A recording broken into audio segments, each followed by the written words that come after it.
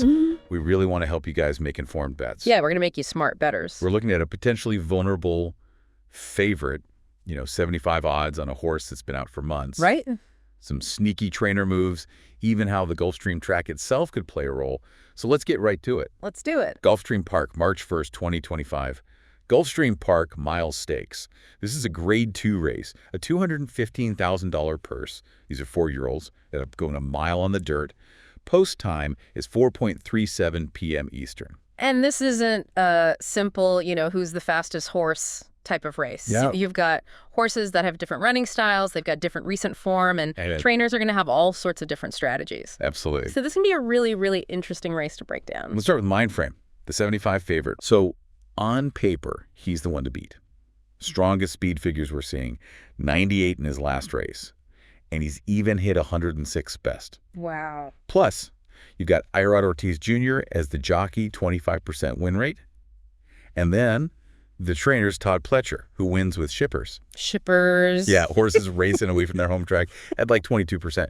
But there's this huge question mark, right? Yeah. 7 months. 7 months? This horse has been on layoff. Wow. 7 months. So he could be rusty? He could be rusty. You just don't know. He may not have the stamina. Yeah, you just don't know how fit he is. We're seeing this work out on February 22nd. 5 furlongs in 59 and 2/5 seconds. That shows some fitness. Right. But race fit. Totally different. Completely different thing. Yeah, that layoff is the real X factor here. Absolutely. I mean, you see a 7-5 horse and you think easy money, but is it really good value with that much uncertainty? Yeah. All right, well, let's move on to Encino. 31 odds, second favorite. His prime power rating, that's like their, power ranking is 140.4, second best. You've got trainer Brad Cox with a 28% win rate with shippers. And then plus a 42% win rate with jockey Luis Saez over the last, 60 days. This is a really good combination. Yeah. Encino's also won 3 of his last 4, but he's jumping up in class. Huge jump. Right. He's going from allowance races to a Grade 2 stakes. So this is a big test for Encino. Yeah. Can he handle it? I mean, the workout was decent, 5 furlongs and 1.02 on, February 22nd, but maybe not like screaming peak performance. Right. I mean, it's really about weighing that potential versus the unknown, right? Yeah. Encino needs to prove that he belongs at this level, but those trainer jockey stats. Yeah, they're hard to ignore. They're hard to ignore. All right, now for that dark horse pick. Counter Spy. Okay. Trainer Robert Moscow, he's got this sneaky good 23% win rate with horses in their second race after a layoff. Interesting. And guess what? Counter Spy, second off a layoff. Now, Counter Spy actually boasts the highest speed figure at a mile in today's distance, a 104. Okay, so he can run. He can run? He can run, but, can he turn that speed into a win is the question. And get this. Moscow prepped him for this mile race with a shorter 6.5 furlong sprint. Okay, well, think of it like a boxer, right? Before the championship fight, you're going to spar, you're going to work on your speed, you're going to work on your stamina, but you're not going to go full rounds because you don't want to tire yourself out for the main event. I got it. That's what the sprint prep is all about. It's all about peaking at the right time. Okay. So that's why Moscow did that. Makes sense. Yeah, it's a classic move. All right, so let's talk about Steel Sunshine. Okay. This horse has the best late pace rating in the field. LP 101. Trainer thinks he's ready for a big performance, being second off a layoff and all.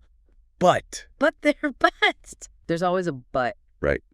He needs a chaotic race. He needs those front runners to burn themselves out early. Exactly. He needs a pace meltdown. If it's slow, no chance. No chance at all. He's got to capitalize on the pace meltdown. Right. Exactly. And speaking of pace, predictions are saying it's going to be a mix of some early speed and then some stalkers. Those horses that like to hang back a little bit and then make their move. Right. So that kind of a balanced pace, it can really lead to some surprises. Right. It's not always the fastest horse that wins. It's the one who is best positioned at the right time. And that's where understanding pace, it really gives you an edge. Yeah, absolutely. If you can predict how the pace is going to unfold, it can really help you make those smart bets. All right. Well, let's not forget about the Gulfstream track itself. Recent races have shown a bias towards inside speed horses, especially in these 1 mile dirt races. Right. Post position really matters. Yeah, absolutely. That starting position, if you're closer to that rail, you might just have the edge you need. It's true. Track bias is a key piece of the puzzle here. So you got to factor that into any bet you make. Yeah. So what have we learned? What are the sources saying? Well, if Mindframe stays at 75 or higher, that's your win bet. I mean, he looks great on paper, but that layoff is a big risk. Okay. So if his odds drop, then the value isn't really there anymore. Exactly. If Mindframe drops below 75, Counterspy at 81 or higher becomes very, very tempting. It's tempting. We've been talking a lot about picking the winner, but, there's a whole world of betting beyond just win, place, or show. Right.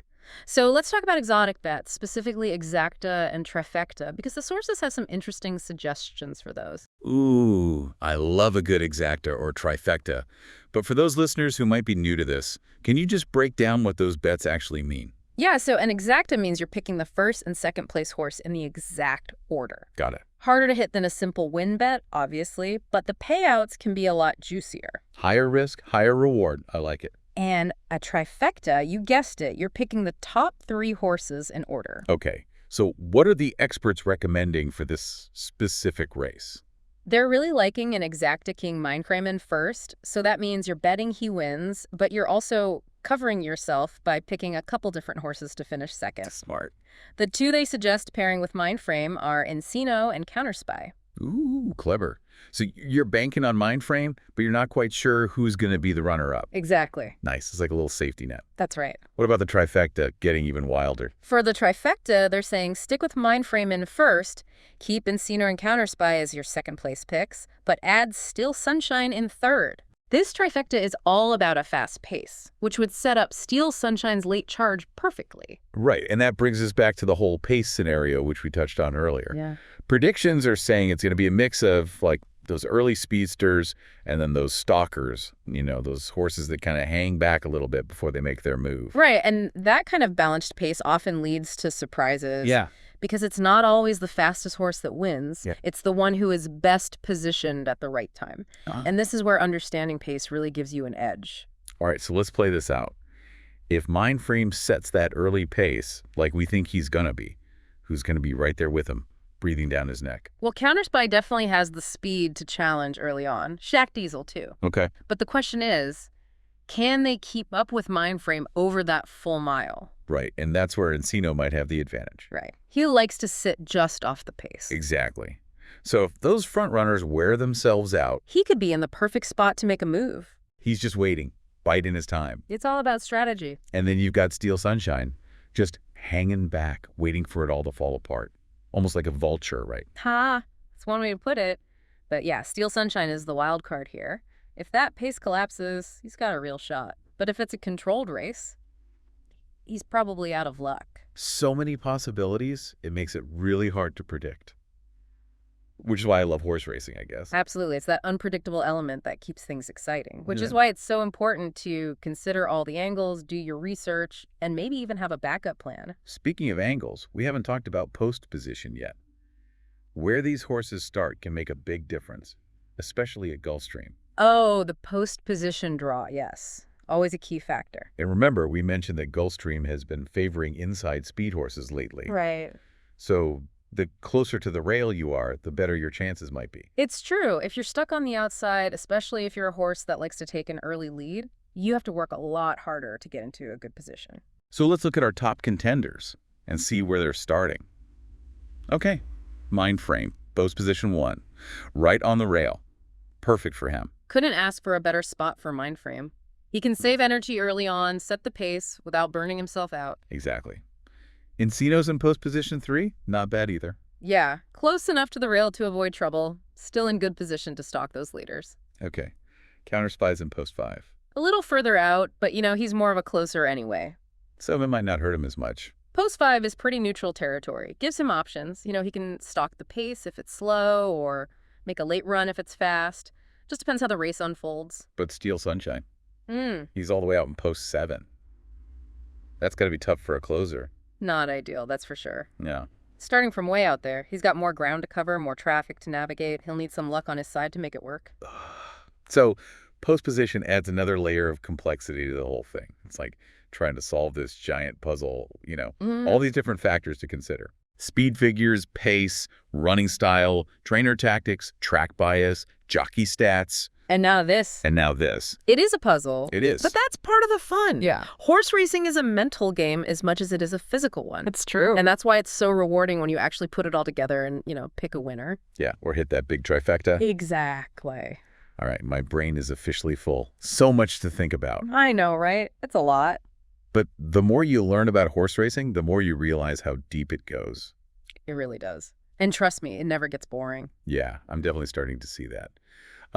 Before we move on to the final part of our deep dive, any parting thoughts on what we've covered so far? I think my main takeaway is that, this Gulfstream Park mile stakes, it's wide open. There's no clear-cut favorite. I mean, Mindframe looks good on paper, but that layoff is a major question mark. Right. Encino could be a serious threat if he steps up his game.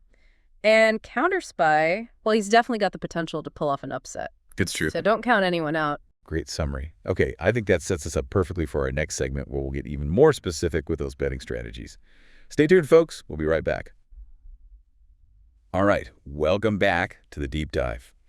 We've broken down the Gulfstream Park mile stakes field. We've analyzed the pace. We've even talked about that Gulfstream Park track bias. Now let's talk strategy, how to actually place those bets. Okay, let's get down to brass tacks. We've got all this information, right? But how do you use it to actually make those winning wagers? Well, the sources have highlighted a few different approaches, and really it just comes down to your personal risk tolerance. Right. Let's start with the most basic bet, the win bet. Okay, the win bet. As simple as it sounds, you pick a horse to win. If they cross that finish line first, you win. Easy peasy. Yeah. The payout depends on the odds, right? So lower odds, lower payout, but generally you have a higher chance of winning. Okay, so in this race, the obvious win bet would be Mindframe, right? He's the favorite. Right. But we've talked about that layoff. Right, that's the big if. Throws a wrench into the whole thing. Yeah, exactly. So what are the sources saying? The sources are saying Mindframe is a solid win bet only if his odds stay at 75 or higher. Okay. If they drop below that, the value just isn't there. Yeah. You might be smarter to look elsewhere. So what happens if Mindframe's odds DO drop? Where do we turn our attention then? That's where those value plays come in. And the horse that keeps popping up is Counterspy at 81 or higher. Counterspy, that's the one with that sneaky trainer and that surprising sprint prep. That's right. Okay, starting to see why people like him. Highest speed figure at a mile, second off a layoff, a trainer who knows how to pull off an upset. Exactly. And at those odds, even a small bet could mean a big payout if he wins. Right. Of course, long shots are always riskier. Sure. But hey, that's part of the fun, isn't it? Absolutely. It definitely adds to the excitement. But for those who aren't as comfortable with those high-risk bets, we've got those exotic bets to explore. Right, exotics. They let you kind of spread the risk a little bit, potentially increase your winnings by picking multiple horses in different combinations. Okay, and for this race, the hot tips are the exacta and the trifecta. Just remind us again what those are. Sure. So an exacta means you're picking the first Andy second place horse in the exact order. Right. And trifecta, you're picking the top 3 horses in order. Okay. More challenging, obviously, but the potential reward is much higher. All right, so what are the experts actually recommending specifically for this Gulfstream Park mile? Okay, for the exacta, they like keying Mindframe in first, meaning you're betting he wins, but you're also picking a couple different horses to potentially come in second. And they're suggesting either Encino or Counterspy as those second place picks. Ah, smart strategy. Right, you're not putting all your eggs in one basket. Exactly. Okay, now for the trifecta. Okay, for the trifecta, they're saying stick with Mindframe in first, keep Encino and Counterspy in for second, but add Steel Sunshine in third. Steel Sunshine, the one who needs that pace meltdown. Exactly. This particular trifecta relies on a fast pace, which would set up Steel Sunshine's late closing run perfectly. Okay, yeah. But that's the gamble with this trifecta. Right. Higher risk, higher reward. If the pace is slow and controlled, that trifecta is probably a bust. Man, it's amazing how many factors go into handicapping a race. Right. It really is like this giant puzzle. It is. And all these pieces have to fit just right for you to come out on top. You got it. Well, this deep dive has been an incredible learning experience. I feel like I've gained a whole new appreciation for, the complexity and the strategy that's involved in horse racing. Well, it's been a pleasure sharing these insights with you. Remember, every race is a new puzzle to solve. Yeah. There's always more to learn, and the more you learn, the better your chances of winning become. So for those listening, the Gulfstream Park Mile Stakes is this Saturday, March 1st, post time, 4:37 p.m. Eastern. We've given you the tools. We've given you the information. Now it's up to you to put it all together, make those bets, and hopefully cash some tickets. Good luck at the track, everyone. And most importantly, have fun, right? Horse racing is an incredible sport. whether you're a seasoned bettor or just enjoying the spectacle. Yeah, absolutely. That's all for this deep dive into the Gulfstream Park Mile Stakes. We hope you found it insightful and helpful. We'll be back next time with another exciting race breakdown. Until then, happy handicapping. All right, let's dive into this Gulfstream Park Mile Stakes.